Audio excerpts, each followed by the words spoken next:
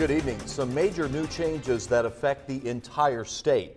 The state's criminal code hasn't been changed that much in the past 40 years. The sales pitch behind House Bill 1006 was that it could save the state money, preventing Indiana from having to build and operate a new prison.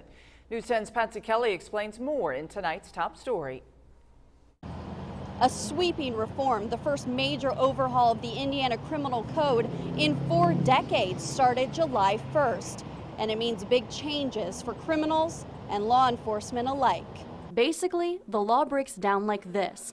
Violent offenders and those with more serious crimes face tougher sentences. People who are considered career criminals, when they do go to prison, instead of now doing 50% of their time, they're going to have to do 75% of their time.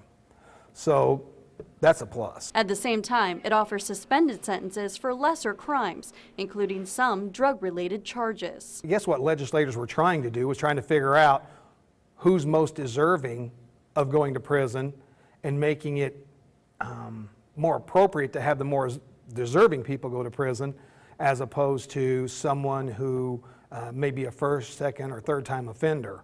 So they're trying to weed out the career criminals as opposed to maybe someone who's going through a rough patch in their life. Especially ones that leave drug offenders and other lesser criminals with reduced sentences. I mean, I wish they would have just opened it up then where there's more discretion with the prosecution and with the court, because you have a balancing system there anyway. The state says this helps reduce the financial burden for them. It reduces the state's prison population, but some don't agree with that. And basically, most of the prosecutors throughout the state made comments that if you're going to make it where the serious ones have to now serve 75% versus 50%, by the time you look at all this from start to finish, it may not have hardly any effect on the actual jail overcrowding or the prison time when we're done.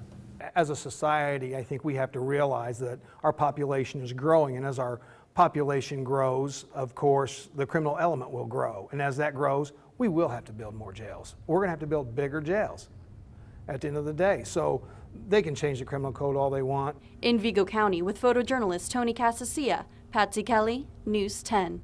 Also, one of the major changes in the code is the definition of theft. Would-be shoplifters can now steal up to $750 worth of items and only be charged with a misdemeanor, as opposed to a felony as previously stated in Hoosier law.